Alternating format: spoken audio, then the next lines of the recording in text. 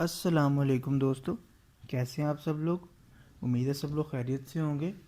तो आज जैसा कि मैंने पिछली वीडियो में भी कहा था कि हम अगली वीडियो के अंदर NumPy को थोड़ा सा रियल लाइफ प्रॉब्लम्स पे अप्लाई करके देखते हैं। रियल लाइफ प्रॉब्लम्स का मतलब हम कोई डाटा के ऊपर अप्लाई करके देखते हैं, ठीक है। तो चलें हम इसको अप्लाई करते हैं डाटा के ऊपर। बेसिकली जो NumPy है, ये मैंने आपको पहले भी बताया था कि ये बेसलाइन होती है बाकी लाइब्रेरीज़ की। तो ज़्यादातर लोग जो है वो डाटा एक्सप्लोरेशन के लिए वैसे तो पांडास और ये चीज़ें यूज़ करते हैं, लेकिन मैंने कुछ एग्जांपल्स बनाई हैं ताकि आप लोगों को दिखा सकूं कि हम NumPy के थ्रू कैसे कैसे काम कर सकते हैं, ठीक है। सबसे पहले मैं आपको डाटा दिखा देता हूँ कि लेट्स सपोज हमारे पास ये A1 नंबर्स का डाटा है। इसके अंदर हमारा डाटा इस तरह मैट्रिक्स की फॉर्म में पड़ा है। तो हमने देखा था कि हम किस तरह NumPy को, पहली बात तो देखते हैं इंपोर्ट कैसे करते हैं, इंपोर्ट करने के बाद लोड कैसे करते हैं, ठीक है। तो NumPy को लोड करने के लिए हमने देखा था कि हम np.load टेक्स्ट का फंक्शन यूज़ करते हैं। फॉर एग्जांपल हम करके देख लेते हैं, data is equal to np.load txt, ठीक है। इसके अंदर उस फाइल का नाम देते हैं जिस फाइल को हमने रीड करना है। हमारी फाइल का नाम है A1_numbers.txt, ठीक है। मैंने फ़ाइल दिखा दी है किस तरह की है। तो अगर मैं इसको प्रिंट करता हूँ तो ये देखें हमारे पास उस तरह का शो हो जाएगा डाटा, ठीक है। इसकी टाइप क्या होगी, ND एरे, ठीक है, n डायमेंशनल एरे, मैंने पहले भी बताया था। अगर किसी ने अभी तक NumPy की बेसिक ट्यूटोरियल वीडियो नहीं देखी तो मैंने डिस्क्रिप्शन बॉक्स में उसका लिंक डाल दिया है, आप लोग वहाँ से वो देख सकते हैं, ठीक है। तो ये देखिए इसकी टाइप क्या आ गई, n डायमेंशनल एरे। तो अब हम इसके अंदर मैंने बताया था कि हम मल्टीपल पैरामीटर्स भी यूज़ कर सकते हैं। कैसे, मैं नेक्स्ट लाइन में लेट्स सपोज इसे करके दिखाता हूँ आपको कि हम शिफ्ट और टैब के थ्रू देख सकते हैं कि इसका सिग्नेचर क्या है। कि np.load टेक्स्ट के अंदर फाइल नेम आता है, उसके बाद हम उसकी डाटा टाइप बता सकते हैं, कमेंट्स, डेलीमीटर्स, कन्वर्टर्स, ये सारी चीज़ें बता सकते हैं। ये प्लस पे क्लिक करेंगे तो इनकी भी आगे डिटेल आ जाएगी कि एफ नेम का मतलब क्या है, डी टाइप का मतलब क्या है, कमेंट्स का मतलब क्या है, डेलीमीटर्स का मतलब क्या है, ये सारी चीज़ें हम बता सकते हैं उसे, ठीक है। लेट्स सपोज हम हमारा जो भी ये आ रहा है, ये पॉइंट साथ आ रहा है, इसका मतलब इसका टाइप जो है, डाटा टाइप क्या है, हम देख लेते हैं। डाटा डॉट डी टाइप लिखते हैं ना डाटा टाइप निकालने के लिए। तो क्या है, फ्लोट है, बाय डिफ़ॉल्ट ये फ्लोट है।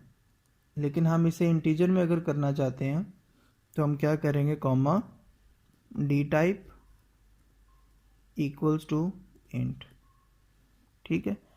सारे छोटे नंबर है तो इंट 16 हम कर देते हैं, ठीक है। इसको देख लेते हैं, नहीं यहाँ इंट ही रहेगा, ठीक है, इंट कर देते हैं। उसके बाद मैं अगर अब प्रिंट करवाता हूँ तो मेरा डाटा, ये पॉइंट्स ख़त्म हो जाएंगे, ये देखिए डॉट्स ख़त्म हो गए, ठीक है, फ्लोटिंग पॉइंट ख़त्म हो गए। उसके अलावा हमारे पास अक्सर डाटा ऐसा होता है जिसमें ना ऊपर नाम लिखा होता है, जैसे एक्सेल की फ़ाइल या CSV फाइल हो ना, तो उसके ऊपर यहाँ लिखा होता है ID, यहाँ लिखा होता है नेम, एटसेट्रा, इस तरह चीज़ें लिखी होती हैं, ठीक है। तो उन्हें अगर हमने काउंट ना करना हो, अगर उन्हें हम यूज़ नहीं करना चाहते, तो हम यहाँ एक पैरामीटर लगाते हैं स्किप रोज़, ठीक है।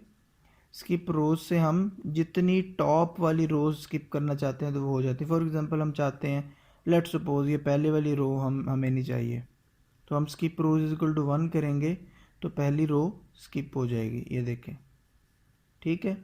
उसके बाद अगर हम चाहते हैं कि हमें सिर्फ ये पहले वाला कॉलम मिले, ये ज़ीरो इंडेक्स है, ये फर्स्ट इंडेक्स, ये फर्स्ट इंडेक्स वाला कॉलम चाहिए और ये थर्ड इंडेक्स वाला कॉलम चाहिए, तो हम उसके लिए दो तीन तरीके हैं। सबसे इजी जो तरीका है वो हम क्या कर सकते हैं, यूज़ कॉल। ठीक है, यूज़ कॉलम्स के लिए use cols is equal to कौन कौन से 1,3, हमें पहला और तीसरा चाहिए। जब मैं इसे करूँगा देखें उसने मुझे पहला और तीसरा कॉलम दे दिया। तो आप इस तरह कोई कॉलम स्पेसिफिक कॉलम्स भी उठा सकते हैं। ठीक है, तो ये तो सिंपल चीज़ें थी। अच्छा, उसके अलावा अगर आप चाहते हैं कि लेट्स सपोज मुझे एक ही कॉलम चाहिए, ये पहला वाला कॉलम चाहिए, लेट्स सपोज ये पहला कॉलम, लेकिन ये कॉलम ना फिर बने, ये रो की फॉर्म में आ जाए। ठीक है, तो हम क्या करेंगे फिर उसके लिए कि एक ही कॉलम चाहिए लेकिन रो की फॉर्म में आ जाए, स्ट्रिंग में, तो हम क्या करेंगे, यूज़ कॉलम ज़ीरो। जब मैं यूज़ कॉलम ज़ीरो करूँगा, स्किप रो तो हम ख़त्म करना पड़ेगा ना, तो देखें ये फिर हमें रो की फॉर्म में आ गया। अगर मैं चाहता हूँ कि ये स्ट्रिंग की फॉर्म में आ जाए, तो इसकी जगह मैं क्या लगा दूँ, np.str। ठीक है, तो ये स्ट्रिंग की फॉर्म में आ जाएगा। str के साथ ये लगाना पड़ता है, ना भी लगाएं कोई इशू नहीं है, लेकिन कुछ कम कहीं कहीं इशू करता है ये। ठीक है, तो ये स्ट्रिंग्स में आ गया। तो इस तरह हम सारे काम कर सकते हैं। उसके अलावा ये तो था टेक्स्ट फाइल की हद तक। अब मैं इसी तरह एक और फाइल दिखाता हूँ, ये glass.csv है लेट्स सपोज। इसके अंदर हमारे पास बहुत ज़्यादा डाटा पड़ा है। ये glass.csv फाइल क्या है बेसिकली, ये तो काउंटिंग है ना, 1 2 3 4 आईडी है। इसके अंदर हमारे पास बहुत सारी डिफरेंट वैल्यूज़ हैं। ठीक है, ये डाटा सेट नेट से ही उठाया मैंने, सिर्फ प्रैक्टिस आपको करवाने के लिए। ये ग्लास की क्वालिटी पर डाटा सेट है, तो हम इसको ज़रा अब लोड करके देखते हैं और इस पर काम करके देखते हैं।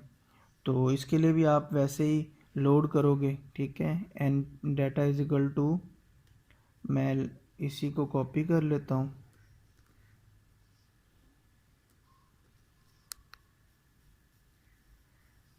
तो हमारा उस फाइल का नाम क्या है, glass.csv। ठीक है, तो glass.csv नाम रखा।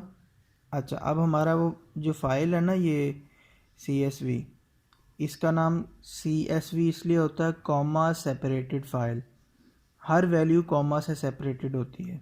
ठीक है, तो उसका डेलीमीटर क्या होगा, डेलीमीटर ऑब्वियस सी बात है कॉमा होगा। ठीक है, स्पेलिंग में मिस्टेक है, डेलीमीटर इज इक्वल टू क्या होगा, कॉमा होगा, ऑब्वियस सी बात है। ठीक है, तो अब मैं अगर प्रिंट करवाता हूँ डाटा को, तो ये देखें डाटा आ जाएगा। अब ये दरम्यान में 3 डॉट्स आ गए, इसका मतलब बहुत ज़्यादा वैल्यूज़ हैं वो शो नहीं करवा रही ना। अब हम चेक करना चाहते हैं, इस पे एनालिसिस करना चाहते हैं कि इस डाटा की शेप क्या है, कितनी रोज़ हैं, कितने कॉलम्स हैं। तो उसके लिए हम क्या करेंगे, डाटा डॉट शेप। ठीक है, ये बता दिया 214 इसमें रोज़ हैं और 11 कॉलम्स हैं। ठीक है, और फिर हम चेक करना चाहते हैं डाटा की टाइप क्या है सारे की, डाटा डॉट डी टाइप से हम देख लेंगे। ठीक है, फ्लोट है। अच्छा, अब हम चाहते हैं कि डाटा जो पहला कॉलम है, ये तो बस फारिग फजूल है ना, इसमें तो सिर्फ आईडी शो हुई है, 1 2 3 आइट्रेटर है, इसको हम नहीं लेना चाहते। तो मैं क्या करूँ, प्रिंट, मैंने जैसे बताया था कि हम अगर कॉलम को स्किप करना हो हमने, तो क्या करते हैं, सोचें ज़रा, हम कॉलन कॉमा और 1 और उसके बाद वाली सारी वैल्यूज़ चाहिए हमें। इसका मतलब होता है, इनका मतलब है कॉलम वाइज चलना। ठीक है, कॉलन और कॉमा, और उसके बाद जो हमने लिखा है 1, उसका मतलब है पहले इंडेक्स से लेके आगे तक सारी वैल्यूज़ शो कर दो। तो ये देखें वो क्या करेगा, नीचे इसके यहाँ पर उसने क्या किया, पहले इंडेक्स के बाद वाली वैल्यूज़ शो कर दी। ठीक है, अगर मैं इसको ख़त्म करता हूँ तो ये देखिए हमें पहले इंडेक्स के बाद वाली वैल्यूज़ आ जाएंगी। ठीक है, तो ये काफ़ी इजी है, डाटा के साथ इस पाइथन में काम करना काफ़ी इजी होता है। अच्छा, अब एक और चीज़ होती है जेन फ्रॉम टेक्स्ट। ठीक है, मैं स्पेलिंग लिख देता हूँ, जेन फ्रॉम txt। इस फंक्शन को हम तब यूज़ करते हैं जब ज़्यादातर वैल्यूज़ के अंदर खाली वैल्यूज़ हों, नल वैल्यूज़ हों। फॉर एग्ज़ाम्पल, इसके सिंपल एग्ज़ाम्पल देता हूँ। आप लोग कोई फॉर्म फिल करते हैं वेबसाइट्स के ऊपर, वहाँ काफ़ी से टेक्स्ट बॉक्सेस जो होते हैं ना वो ऑप्शनल होते हैं, साथ लिखा होता ऑप्शनल है। तो उसका ये मतलब होता है आप इसको फिल करो या ना करो, कोई मसला नहीं है। अब कुछ लोग उसको फिल करते हैं, कुछ नहीं करते। अब वो जो बैकएंड में डेटाबेस में जब सेव होती है या किसी फाइल में सेव होती है, हम जब उसके ऊपर एनालिसिस करते हैं तो बहुत सारे कॉलम्स ऐसे होते हैं जिसमें कुछ लोगों ने फिल किया होता है और कुछ लोगों ने नहीं किया होता।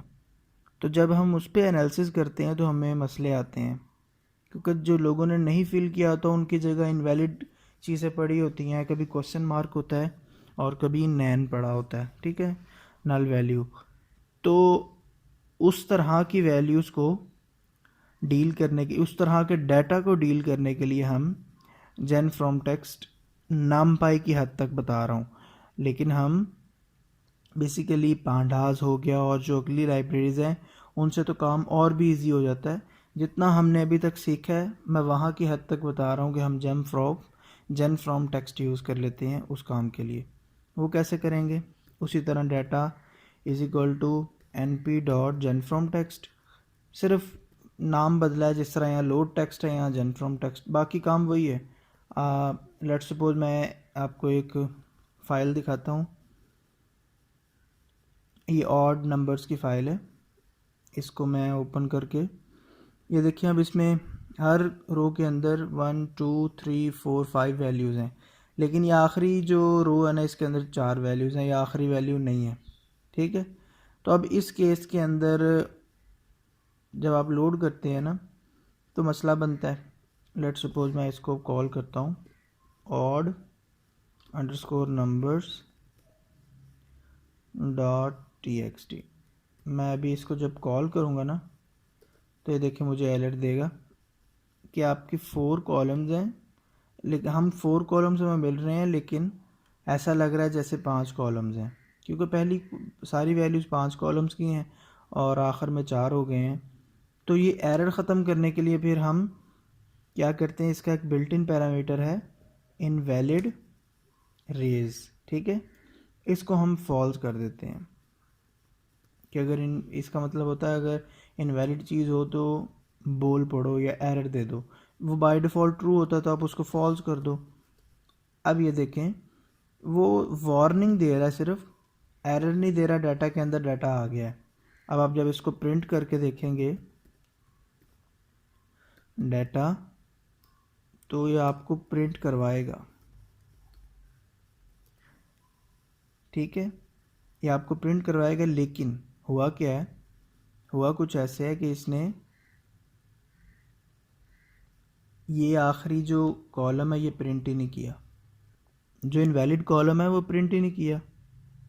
ठीक है, तो अच्छा, अब यही डाटा अगर CSV फॉर्म में पड़ा होता, ठीक है, लेट्स सपोज ये CSV बनी हुई है, यही डाटा पड़ा है CSV में पड़ा है, कॉमा सेपरेटेड है, ठीक है, सेम डाटा है।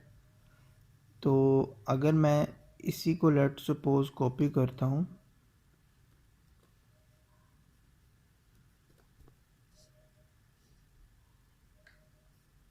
और यहाँ मैं इनवैलिड रेज ख़त्म करके जस्ट ये लिख देता हूँ डेलीमीटर क्या है।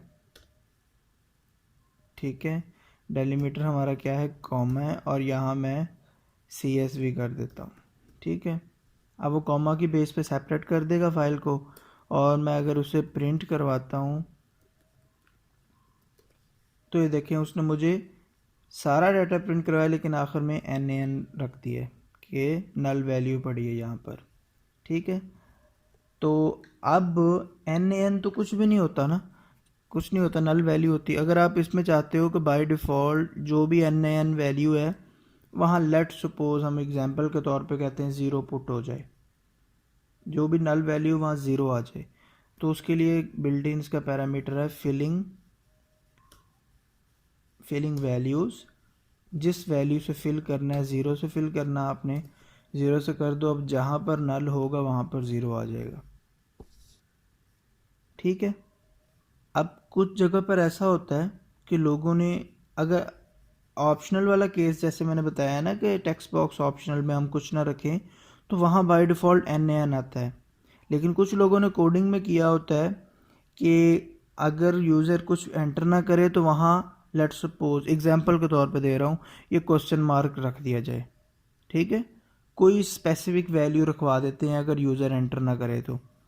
अब अगर हम चाहते हैं कि उस स्पेसिफिक वैल्यू को हम नल कंसीडर करें, उस स्पेसिफिक वैल्यू को हम नल कंसीडर करें, तो हम क्या करेंगे, मैं कॉपी करता हूँ और मैं लेट सपोज से कहता हूँ मिसिंग। ठीक है, एक फंक्शन है इसका मिसिंग वैल्यूज़ का, कि मिसिंग वैल्यूज़ पे क्या पड़ा होगा, क्वेश्चन मार्क पड़ा है, उसकी जगह पर ज़ीरो फिल कर दो। बाय डिफ़ॉल्ट वो मिसिंग वैल्यू को एन एन समझता है जो यहाँ था। अगर यूज़र ने कुछ स्पेसिफिक रख दिया है तो उसकी जगह वो ज़ीरो पुट कर देगा। अब ये ऑड नंबर्स फाइल नहीं है, ये ऑड नंबर्स अंडरस्कोर 2 फाइल थी, तो मैं इसको अंडरस्कोर 2 कर देता हूँ और ये देखें, अब उसने काम वही किया, उस जगह पर ज़ीरो रख दिया। ठीक है। और अच्छा, इसकी दूसरी भी ये है कि ये जो मिसिंग वैल्यूज़ हैं, ये अब मैं आपको इसकी डॉक्यूमेंटेशन दिखा देता हूँ।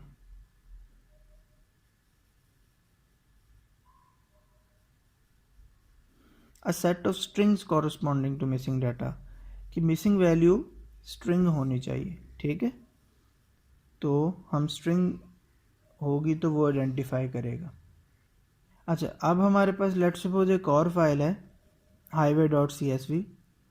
अब इसके अंदर देखें डाटा ना मल्टीपल टाइप का पड़ा है, इंटीजर्स भी हैं, स्ट्रिंग्स भी हैं, ये सारी हैं। अब इसके अंदर क्वेश्चन मार्क्स भी पड़े हैं। ठीक है, तो ये सारा जो है ये एज अ स्ट्रिंग ही ट्रीट होगा ना, क्योंकि पूरा डाटा स्ट्रिंग में ही हम रीड कर लेंगे। ठीक है, क्वेश्चन मार्क भी हैं, बहुत सारी चीज़ें। अब इसको अगर क्वेश्चन मार्क इसके फिल करने होंगे तो आपके माइंड में क्या आएगा, जिस तरह हमने इसमें किया उसी तरह उसमें कर लेंगे, ऐसा ही है ना। बात तो एक ही है, वहाँ भी कुछ क्वेश्चन मार्क लगा हुआ था यहाँ पर, ये आपको दिखा देता हूँ मैं, ये इस जगह पर ये देखें क्वेश्चन मार्क लगा हुआ था। तो आप सोच रहे होगे कि ये भी वैसा ही है कि क्वेश्चन मार्क्स लगे हैं और हमें फिल करना है। तो चेक कर लेते हैं ज़रा, हाईवे। ठीक है, तो मैं इसको अगर करता हूँ तो अभी इसका तो आंसर गलत क्यों आ रहा है भला, कोई बता सकता है? क्योंकि मैंने डाटा टाइप उसको नहीं दी, डाटा टाइप जहाँ जहाँ स्ट्रिंग है वहाँ वहाँ ज़ीरो कर रहा है वो। ठीक है, np.str। अब लेकिन जब इस तरह हमने किया तो क्वेश्चन मार्क तो अभी भी खड़ा है, तो इसका मतलब ये तो सही हुआ नहीं है। तो इसका मतलब ये वाली टेक्निक जो है ये तब ही चलेगी जब आपका डाटा इंटीजर्स में होगा, स्ट्रिंग्स में नहीं होगा। ठीक है, जब स्ट्रिंग्स में होगा उस टाइम आपको क्या करना पड़ेगा, नैन वैल्यू को या क्वेश्चन मार्क वैल्यू को फिल करने के लिए, क्योंकि रियल टाइम का डाटा तो स्ट्रिंग में होता है, तो उसमें ये वाला हर बात तो चलेगा नहीं। तो उसके लिए आपको क्या करना पड़ेगा, आपको चेक करना पड़ेगा कि डाटा के अंदर हर कॉलम को वो मैच करता जाएगा। ठीक है, अगर तो कौन पड़ा है क्वेश्चन मार्क, ठीक है, तो उसे रिप्लेस कर दो अननोन से। अब वो रिप्लेस होगा। अब मैं जब प्रिंट करता हूँ तो ये देखिए यहाँ पर अननोन आ जाएगा। ठीक है, तो हमें रिप्लेस करना पड़ेगा हमें फिलिंग वाला काम नहीं चलेगा, रिप्लेसमेंट वाला काम चलेगा।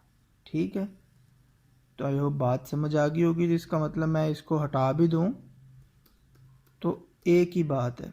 ठीक है, अच्छा अब एक एग्जांपल है, लेट्स सपोज मैं चाहता हूँ कि इस डाटा सेट में चेक करूँ, इस कॉलम के अंदर, ये फर्स्ट कॉलम के अंदर m कितनी बार आया है और a कितनी बार आया है और o कितनी बार आया है।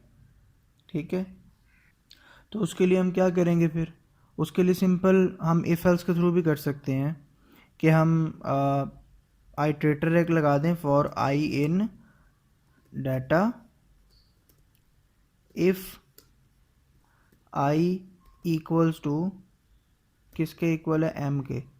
आई हर एलिमेंट को उठाता जाएगा बारी बारी ना। आई अगर m के इक्वल है तो यहाँ एक वेरिएबल बना लो m के नाम का, लेट सपोज। ठीक है, और m प्लस इक्वल्स टू 1 ये कर दिया और जाके बाहर प्रिंट करवा दो m को। इसने बता दिया 41 टाइम जो है वो m आया है। इसी तरह अगर मैं चेक करना चाहता हूँ कि a कितनी दफ़ा आया है तो a 49 दफ़ा आया है। ठीक है, तो इस तरह आप ये सारे जो हैं ये एनालिसिस कर सकते हो। ठीक है जी, तो ये एक छोटे सा एक उसका डेमो था कि आप डाटा सेट के साथ किस तरह काम कर सकते हो। बाकी जब इंशाल्लाह हम नेक्स्ट ट्यूटोरियल में पांडास पे मूव करते हैं, वो ट्यूटोरियल बहुत मज़े का होने वाला है क्योंकि उसके अंदर आपकी प्योर जो फंक्शंस हैं और डाटा एनालिसिस है बहुत डीपली होगा। ठीक है, हम काफ़ी डाटा सेट्स पे काम करेंगे, उसमें से कुछ ना कुछ इन्फॉर्मेशन गैदर करेंगे, इन्फॉर्मेशन फैच करेंगे। ठीक है, आई होप आपको वीडियो अच्छी लगी होगी। अगर वीडियो आपको पसंद आई है तो वीडियो को लाइक कर दें। अगर आपको कोई मसला फ़ील हो रहा है, कोई बात समझ नहीं आई, तो आप कमेंट बॉक्स में बात को पूछ सकते हैं, मैं आपको ज़रूर आंसर करूँगा।